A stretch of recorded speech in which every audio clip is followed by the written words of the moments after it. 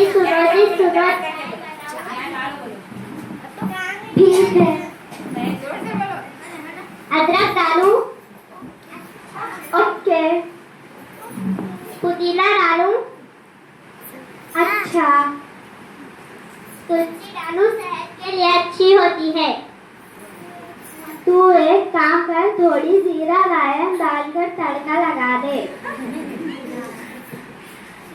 सुनो, हमारी शादी कराने वाले पंडित जी का कल एक्सीडेंट हो गया। अब वो इस दुनिया में ना रहे।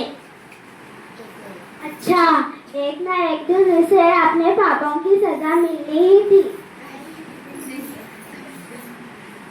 अजी सुनते हो, मेरी शादी तुम्हारे बदले अगर शैतान से हो तो अच्छा था।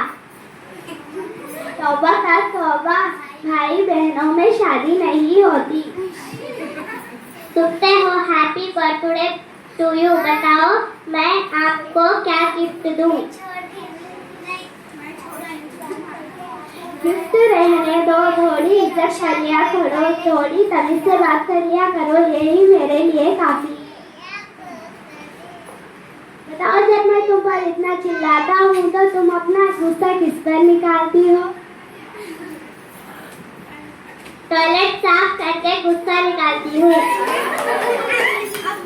वो कैसे? टॉयलेट आपके टूथब्रश से साफ करती हूँ।